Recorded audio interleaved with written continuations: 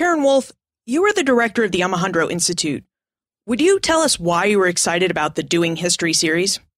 The Doing History series seems to me like a natural extension of what the Alejandro Institute has been doing since the 1940s. That is that we sponsor opportunities for scholars to talk about doing history.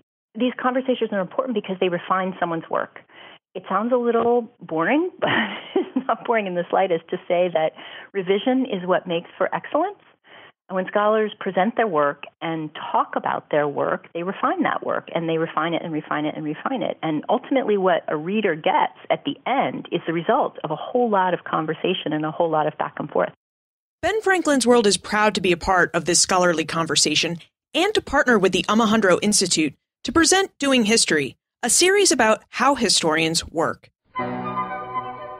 Welcome to Ben Franklin's World, a podcast about early American history with Liz Covart. The study of history is key to understanding who we are and how we can affect a better future. Ben Franklin's World will introduce you to historical people and events that have impacted and shaped our present-day world. And now, here's your host, Liz Covart. Hello, and welcome to episode 66 of Ben Franklin's World, the podcast dedicated to helping you learn more about how the people and events of our early American past have shaped the present-day world we live in. How do historians choose their research projects? How do they decide to pursue one research project when another project appears to be equally as interesting? Today, we begin the Doing History series by exploring this very aspect of how historians work. Our guest for this exploration is Simon Newman. Simon has a strong interest in the way that average, poor, and enslaved men and women lived their day-to-day lives in the early United States. So, we're going to speak with Simon about his research interests and then take a behind-the-scenes look at how he came to study political revelers, indentured and enslaved plantation laborers, and poor people in late 18th century Philadelphia. During our conversation, Simon reveals information about life for the urban poor in early America, how the plantation slavery system developed in the British Atlantic world, and the intellectual journeys that led Simon to his various research projects. Are you ready to discover how historians do history? Allow me to introduce you to our guest historian. With tidings and wisdom to share about our early American past, here is this week's special guest. Our guest is a professor of history at the University of Glasgow. He has written 3 books and 34 articles and book chapters, and he has co-authored another 5 books. His research interests have included popular politics and post-revolutionary America, the lives of the poor in late 18th century Philadelphia, and the development of plantation slavery in the British Atlantic world.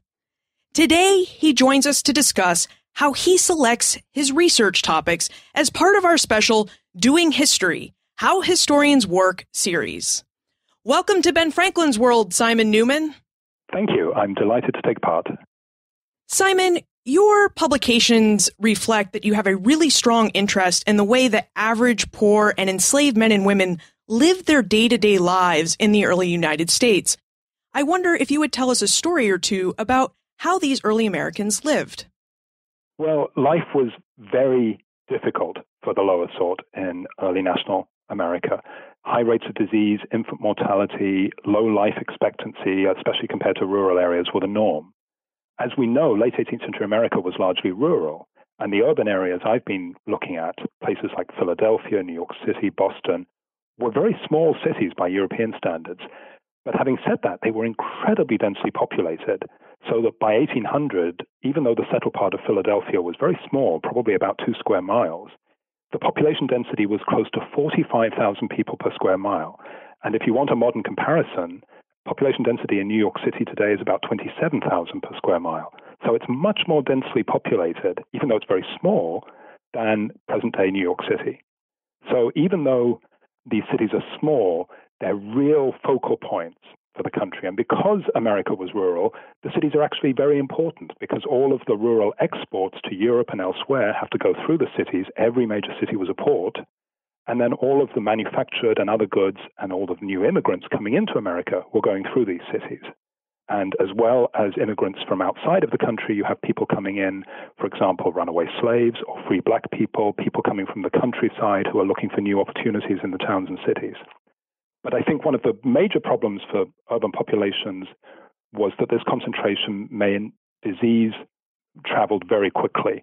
And because they're all port cities, every new ship arriving brings the potential for the spread of disease, especially as so many ships are coming from the Caribbean and West Africa. So yellow fever, smallpox, diseases like that come in all the time. And wealthier residents could, if a disease came into the city, usually escape to a rural estate. But of course, the poor couldn't usually do that. So, for example, in 1793, when a very bad yellow fever epidemic breaks out in Philadelphia, we think that about 5,000 people died. That's probably about 10% of the population, and most of them were poorer working people. And at the same time, because the population of these cities was growing very fast, city authorities and the elite tended to be quite concerned. They were worried about crime, joblessness, the unemployed, and so they're very strict. It's effectively a crime to be unemployed and homeless. And if you're found in that condition, you're either thrown out of the city or potentially put in jail or the almshouse and forced to work. So it's a very harsh existence. I live in Boston, and one of the aspects that I love living in Boston is we have every major city amenity without the population density. But now I'm questioning whether I would have loved to live in 18th century Boston. Yes, I wonder about that sort of thing all the time. I've often thought about, the city I know the most about is Philadelphia, although I know something about Boston and Charleston and New York. And I've often thought how great it would have been to walk around late 18th century Philadelphia. It was so small. It's a walking city, is what we often call it. You could go from north to south in probably 40 minutes and from east to west in about 20 from the Delaware River to the western extent of the constructed city. But what we're beginning to realize is that people didn't move around, that even though these cities were very small, they stayed in the neighborhood where they lived and worked. And they bought their food there, and they socialized there, and that these people didn't move around much. And if you did, you tended to move around not on foot, but on horseback or in carriages, especially if you were wealthier. I think it would have been a very strange place to us, because we're used to these East Coast cities today, like Boston and New York and Philadelphia, to be walking cities. We walk all around them. If you have time, it's very nice to walk from Boston Common several miles to another part of the city and to really get a sense of the city. People didn't do that then. They were very densely populated and in some ways, I think, quite unpleasant places. We're going to revisit the people that you study throughout the course of our conversation, but I wonder if you could tell us where the process of finding a research topic begins. I mean, how do historians choose what they research? Well, I don't think there's a single process. I think most of us work differently and we come to particular projects in particular ways. Speaking for myself, I think my work usually starts with an interest in a particular thing, and I read about a person or an event or a situation, and I'm curious to learn more. It usually means I have questions that aren't answered. Why did such and such happen? What was the experience of this event like for some of the people affected, or things like that. And so I read a little more, and if I'm still not finding answers to my question, I begin to think, there may be a topic here, there's room here for some new work. At the same time, I think it's important to realize that research topics like this evolve. So my first book began when I realized that virtually nothing had been written on the impacts of the French Revolution in the United States since a book by Charles Downer Hazen in 1897. So nothing much had been done for a long time. But as I began researching that topic, the French Revolution in America, I started by reading newspapers from the 1790s, and I became fascinated by the many, many accounts in them of celebrations and processions and feasts and events like that, organized by Americans who were enthusiastic about the French Revolution. And as I read them, I realized that they were happening against the backdrop of the development of the first political parties, the Federalists and the Jeffersonian Republicans, and that these were actually quite political events. Federalists didn't like the French Revolution and didn't celebrate it. The Jeffersonian Republicans did. And so my project began to develop into something quite different, a study of what I called festive culture, including celebrations of the French Revolution, Independence Day, Washington's birthday, things like that, and how significant they were for the development of the first party system, but really looking at how it was ordinary Americans who were participating in and often organizing these festivals. So in a case like that, I began by researching one thing and ended up somewhere completely different. I wonder if it would help us understand how to select a research topic by hearing the story about how you became interested in the Americans' reception of the French Revolution in the United States. That's an interesting question. I think it was because I recognized, and perhaps this is in part coming from Europe and being British-born and raised in Britain, the French Revolution occupies a very important place in Western European history. It really is many historians consider it the birth of modern Europe. And when I came to America as a graduate student and was doing my graduate degrees, American historians barely knew anything about the French Revolution and were much less interested in it. It was all about the American Revolution and that's the creation of modern America. And I was surprised by that. I thought, well, did people at the time really think that? Did Americans in the 1790s think the French Revolution was unimportant? And that's why when I realized nothing had been written about it for a long time, I thought this is worth a look. Let's look at another research topic of yours. In his most recent book, A New World of Labor, The Development of Plantation Slavery in the British Atlantic, Simon explores how plantation owners in Barbados, which is a small island in the Caribbean, founded the system of chattel slavery that became the most prevalent form of slavery in British North America. Simon, would you tell us the story of how plantation slavery developed in the British Atlantic world? I'll try. That's a huge question. I think that Barbados is where it all began. It's where the English developed and perfected large-scale plantation systems using unfree labor. They began by using men, women, and children from the British Isles, and then they shifted to using enslaved Africans. Now, as you and your listeners know, many American historians have focused on the Chesapeake, on Virginia and Maryland, and the gradual development of tobacco plantations and racial slavery in the 17th century. But during the 17th century, about 15 African slaves landed in Barbados for every one African slave who landed in the Chesapeake. So Barbados is where it's happening. Between 1627 and the end of the slave trade in 1807, over 600,000 slaves arrived in Barbados. And Barbados is only 166 square miles. It's very, very small. So what I argue in my book is that a variety of things were happening at the same time in the early 17th century. British Isles were experiencing a huge population boom and a period of warfare, both in England and in the British Isles as a whole. There was a growing population of unemployed and homeless people, a growing number of convicts, and then a growing number of prisoners of war. All of those groups come from England, Scotland, and Ireland. Now, it's at that time that the English are first trading in West Africa, beginning to learn about slavery, and it's at that time that they're colonizing Barbados. As they develop plantations in Barbados, especially when they begin growing sugar, they have a desperate need for labor. When they arrive in Barbados, no one's living there. So the only way you can make plantations work is to bring people in. And all of these factors came together. Because there are all of these people in the British Isles, prisoners and unemployed people who are a problem to the state and private individuals begin shipping them to Barbados. They're made to work there for long periods, often 7 to 10 years. The conditions are terrible, and many of them die during those terms. They're not legally slaves, but in many ways they're treated like slaves. And when occasionally people escape or get back to Britain, they often complain that they had been effectively slaves. So that's how the plantation system of labor develops. And it's really only in the later 1650s, as England begins to calm down and stop sending people over and starts paying attention to what's going on in Barbados, that the Barbados planters stop importing so many white laborers from England and start buying African slaves. But really, they're then slotting African slaves into a system they've already developed using white labor. And it gets much worse for those slaves, and I wouldn't argue otherwise. But it is a system that had been founded in a very British kind of way of organizing labor. And that system then spread from Barbados across the Caribbean to Jamaica and beyond, and from there to South Carolina and throughout the American Deep South. So my argument is that the kind of plantation system that characterized the American Deep South really came more from Barbados than it did from the Chesapeake.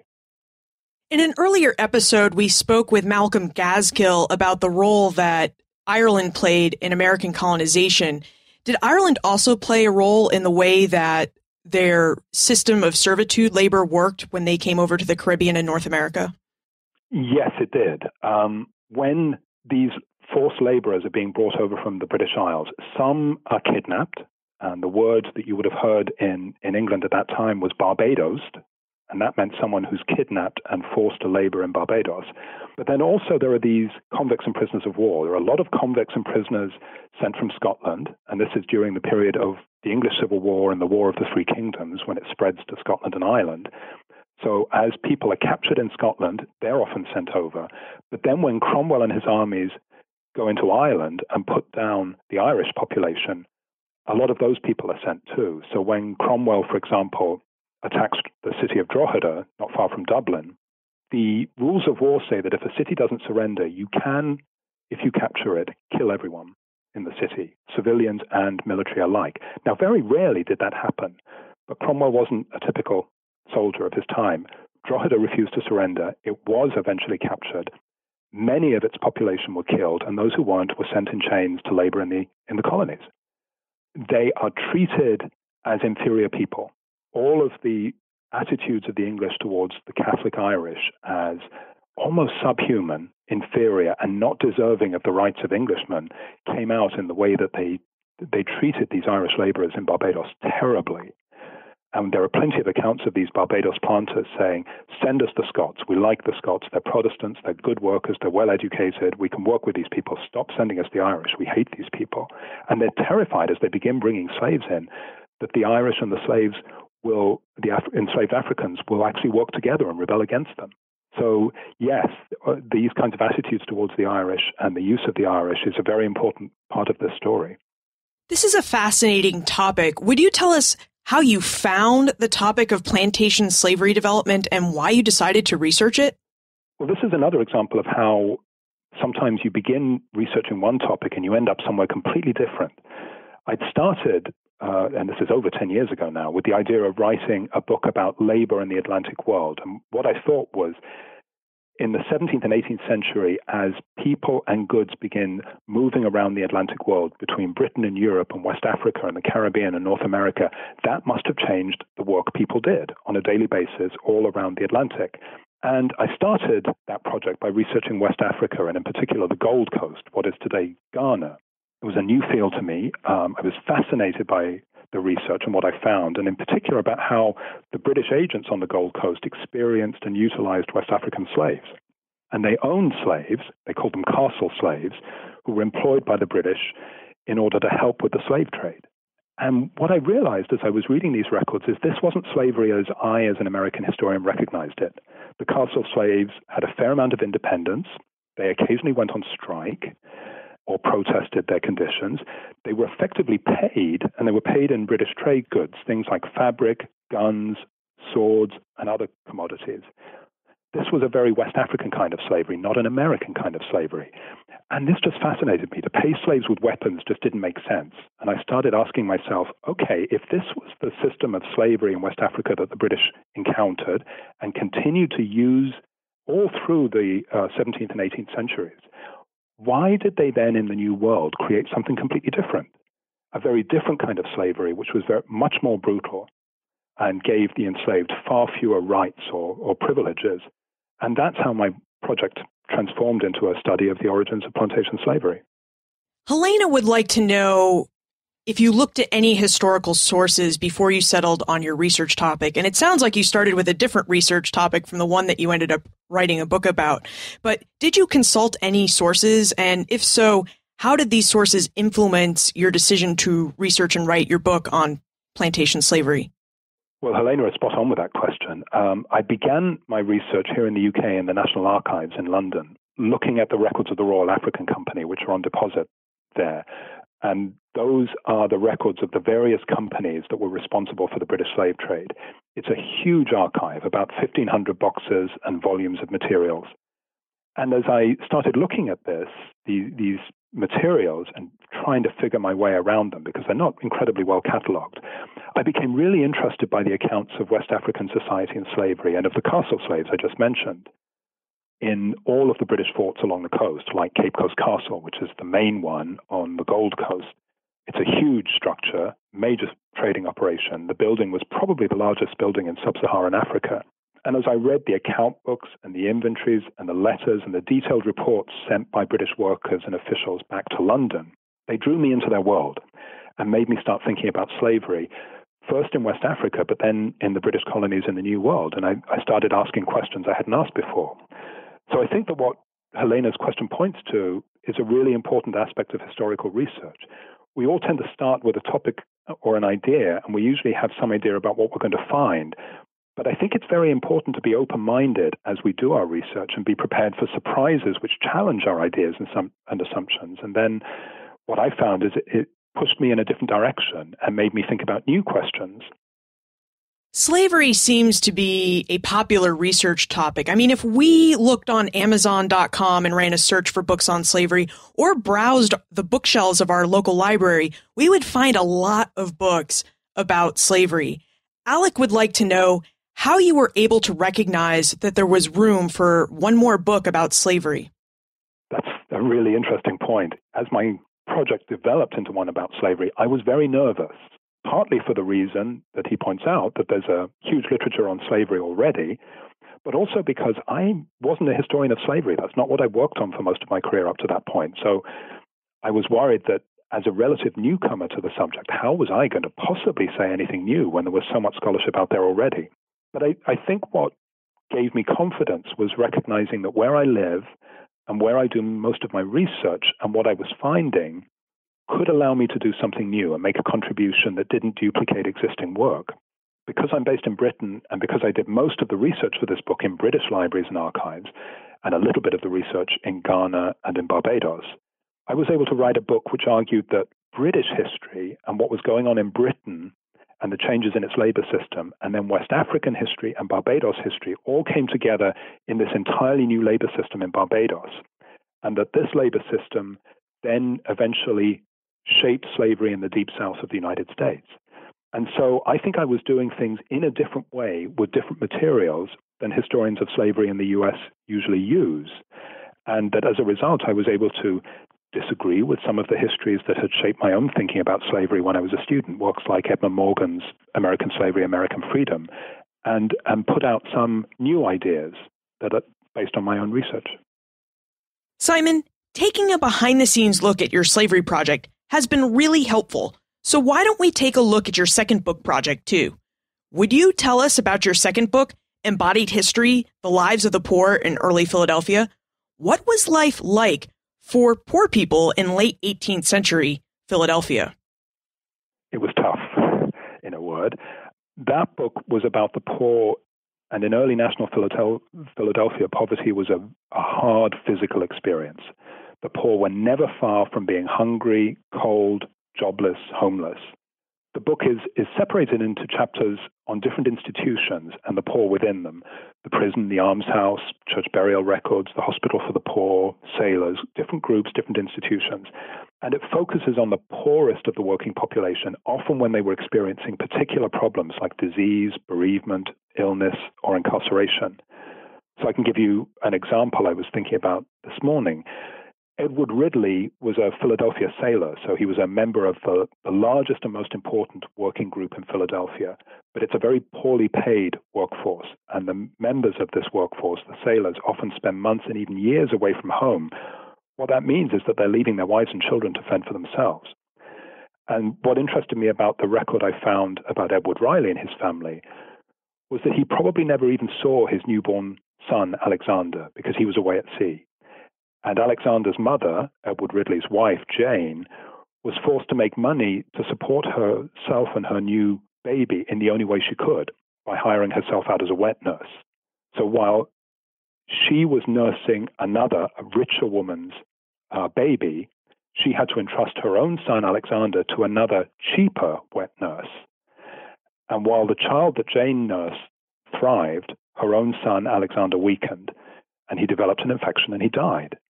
And then the sad end to the story was Jane had to beg the minister of her local church to perform a funeral service and bury the baby in the church graveyard because she had no money for a funeral service and she didn't want him buried without ceremony in the pauper's field. So when you read stories like that, you realize this is a very hard existence. In Embodied History, Simon explores the ways that the physical bodies of Philadelphia's poor adds to our present-day understanding of the social and cultural history of the early republic. Simon, would you tell us how you went about researching a history of bodies and how bodies of Philadelphia's poor people adds to our understanding of the early American past? Well, this project comes back to the question of research and sources. One of the reasons why so many historians have written about late 18th and early 19th century Philadelphia is that the city has a remarkable collection of surviving records. And my book required excellent records from the hospital, the prison, the almshouse, newspapers, church burial records, and so forth. No other American city from this time period has such extensive records of this type for all of these institutions. This was the kind of research project which required extensive research in Philadelphia itself. A few of the sources were available digitally, so I was looking at runaway slave and servant advertisements, which were found in the newspapers like the Pennsylvania Gazette, and those have been digitized, so you can really look at those anywhere in the world. But most of the records I was using exist only in manuscript form in places like the Philadelphia City Archives, the Library Company of Philadelphia, and the Historical Society of Pennsylvania. So I spent the best part of a year in Philadelphia researching those records, compiling a huge amount of data. And as I did that, I was guided by the archivists and librarians at those archives. I think that what fascinated me was that the bodies themselves became the text, became the records of these people and their lives. That if I was writing about Thomas Jefferson, I would go to Thomas Jefferson's writings. I'd go to the letters he sent, the book he published, all of the materials he wrote and produced and that were written and produced about him.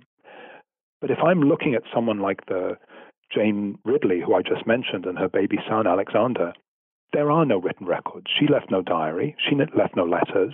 The only record I have of them are these descriptions. And the minister, Nicholas Colleen, who buried her young son in the churchyard, writes in detail about his final illness and how and why he died.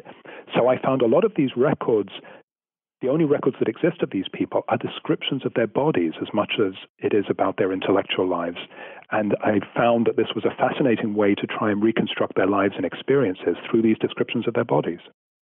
These are sad topics. How do you go about researching the sources in a fair way that also allows you to function emotionally?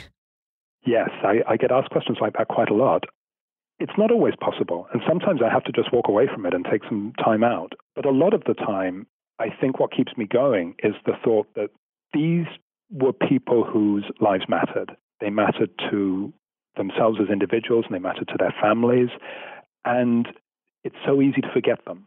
It's so easy to write a history of early national America, which focuses on the political elite, on the constitutional system, on the achievements of the country as a whole, because many of the records talk about that. And the people who are doing a lot of the work of building a new country tend to get forgotten. And that I think by rescuing these stories, many of which do come across as very sad, it's possible to get a sense of what these lives were like and what was involved in creating the new American Republic. So I find a satisfaction, in a sense, trying to rescue stories that have been forgotten. David speculates that most historians have more research projects that they would like to pursue than they can actually pursue. So David would like to know if this is the case with you and what you do with all the great ideas you have for research that you don't actually have time to explore. Oh, don't remind me. That's a constant source of frustration, and I suspect not just for me, but for many historians. There are lots of ideas that we never have time to follow up. One of the advantages of teaching at a university, though, is that sometimes undergraduates and graduate students are looking for ideas for research papers and essays. And when that happens, I often try to get a sense of what they're interested in. And sometimes I can suggest a few topics which might include projects I'm interested in but don't have time to research. And it can be a little difficult passing on one of my own research ideas, but I'd rather see someone else having fun researching it than it sitting in the back of my mind going nowhere. So, for example, fairly recently, I've become quite interested in the use of medicine on slave ships, but I don't have time to look at that. And I have a student who, as a master's student and now potentially as a PhD student, has become very interested in that and is developing that project. I don't have time to do that and probably never will, but it's great to see it happening. How do you know that you've found the research project that you want to pursue, that you're willing to write a book about it when there are just so many great topics out there to research? That's a difficult question to answer. I think the most important thing is to spend a little time with a topic and to convince yourself that you will be happy working on that topic for a long time. A couple of my books, my last book, took me the best part of 10 years to research and write. It was a big project requiring research in African history and Caribbean history and British history and even North American history.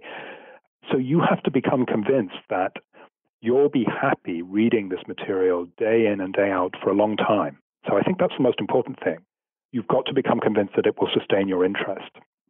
I think you also need to make sure that it's a project that's doable.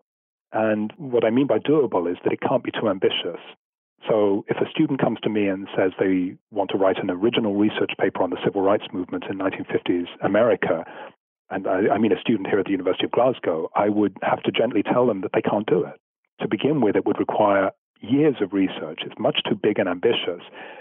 And moreover, an awful lot's already been written about it. So it would be very difficult for them sitting here in Glasgow with the materials available to them to write something new and original.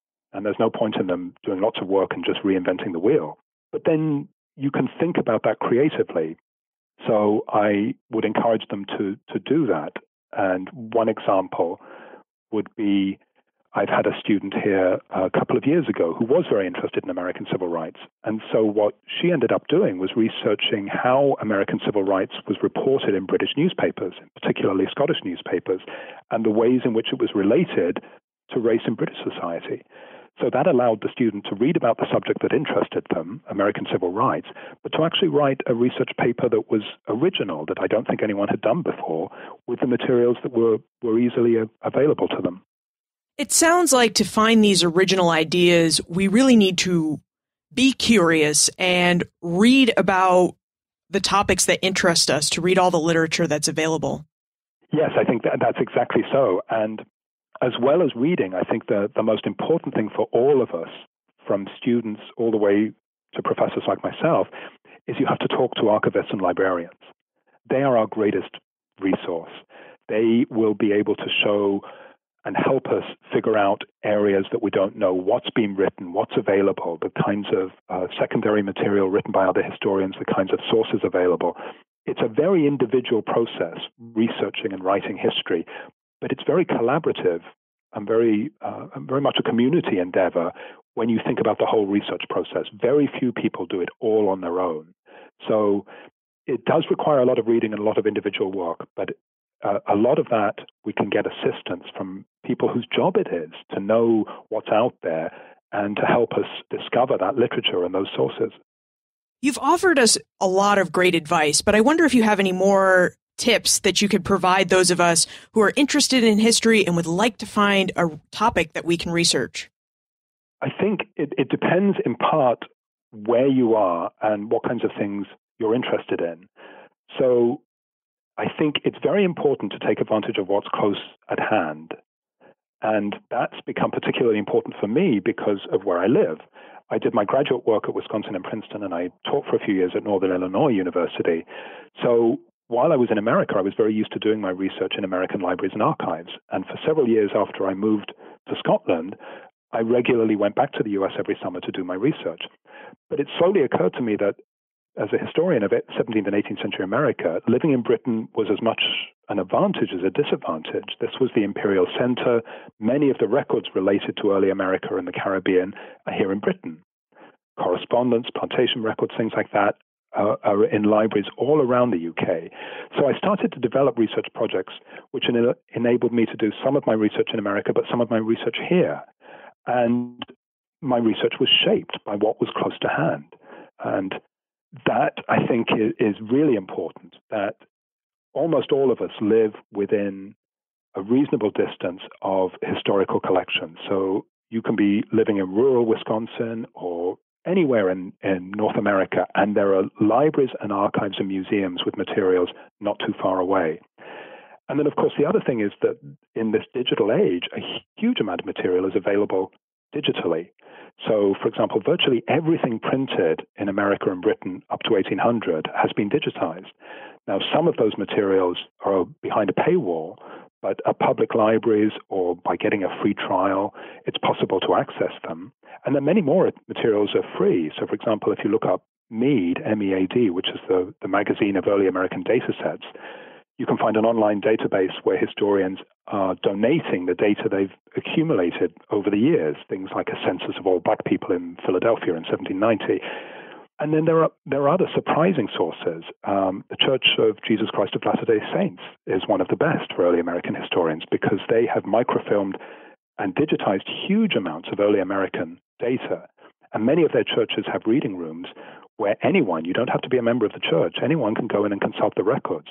So I've had the experience of sitting in the reading room of the church here in Glasgow, in Scotland, finding out that the church had microfilmed some Philadelphia records from the 1790s that I wanted. I filled out a form and gave it to the librarian. I think I had to pay a few dollars. And 3 weeks later, the microfilm arrived from Salt Lake City. So I was sitting in Glasgow, Scotland, reading a microfilm of materials from Philadelphia. So I think it's possible to find and access material almost anywhere now. I think most of us, when we think of a historian, we picture someone in a library sitting at a desk, slouched over a lot of manuscript materials and books. But your comments reveal that the work we do is actually highly collaborative, that we actually work with other historians, if not in person, definitely with the work they've done before us. Yes, I find that is very much the case. And for those of us who teach, even more so, because the more we teach the kinds of material that we research, the more our students' ideas and questions push us to think about things in different ways. So, yes, I think it's a tremendously collaborative endeavor. I can't imagine doing it in complete isolation, even though a lot of my time is spent sitting at a desk surrounded by manuscripts and books. I don't think of it as a solitary occupation. I think of it as a collaborative one. Let's move into the time warp. Normally, this is a fun segment of the show where we ask you a hypothetical history question about what might have happened if something had occurred differently or if someone had acted differently. Today, we're going to change the question up a bit. In this time warp, we're going to allow Simon to use a time machine to travel back in time.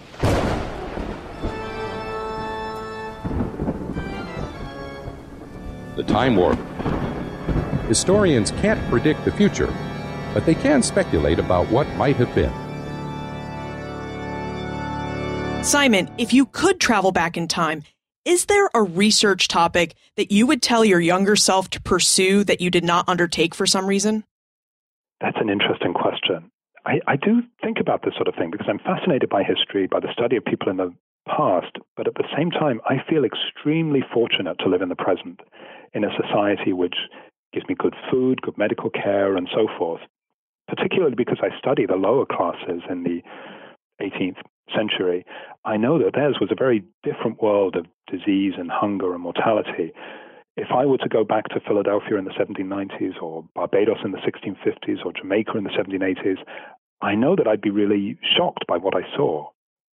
But that said, I think I'd still want to go. And I think for one reason, and this is what I'd like to look at, historians like me tend to get fixated on how bad things were. I mean, if we study the lower sort, if we study slaves, it's bad. And I always have to try and make myself think about the human spirit, the desire of people to find joy and meaning in their lives, even when things are bad. One of my best friends in the field is the historian Billy Smith, and he once spent a year in India and Pakistan. And he told me that he was living amongst people who endured a poverty that he found almost unbelievable. And yet all the time he saw great joy and happiness among these people and an enthusiasm for life that was contagious. And he said to me that he learned a lot about the poor of 18th century America by living in 20th century India. So with that sort of lesson in mind, I'd go back to a slave society, probably in the Caribbean, but perhaps in South Carolina or even Virginia. And as a white person, it would be very hard for me to be accepted by enslaved black people, but I'd love to see more of the joy they found, the community they created, and the culture they fashioned for themselves. And I don't think it would make slavery any less horrible, and I would be horrified by what I saw, but it would allow me to see one of the important ways in which the enslaved resisted their condition by creating decent human lives for themselves. What are you researching and writing about now? I'm working on several projects at the moment. The major one explores slaves who escaped, slaves who ran away. And part of that research is with a team here at the University of Glasgow, two collaborators, Stephen Mullen and Nelson Mundell. And we're looking at slaves who were brought to England and Scotland in the 18th century and who then escaped. And that's something that people in Britain know very little about, and for that matter, people in America know very little about. But I'm also working on escaped slaves in the British Caribbean, especially Jamaica. And then finally, I'm working another collaborative project with Professor Matthew Zinnick at the U.S. Naval Academy and Professor Alyssa Bolletino at Framingham State. And we're looking at black soldiers in Jamaica during the American War for Independence. So I've got several pots on the boil at the moment, and I'm eager to work on all of them. For those of us who have questions about the everyday life of early Americans or how we go about finding a research topic, where is the best place to look for more information about you and how we can get in contact with you? The best place will be my University of Glasgow website, and I think you can put the URL up on your website, and that will contain a link to my email address. So that will be the quickest and easiest way to get in touch with me.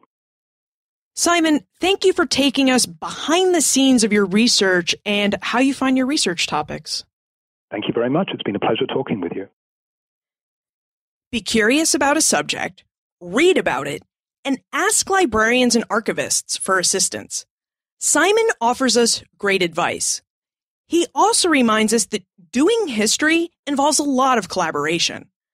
On this show, we speak with many authors, but rarely do we ask those authors about the help they've had along the way.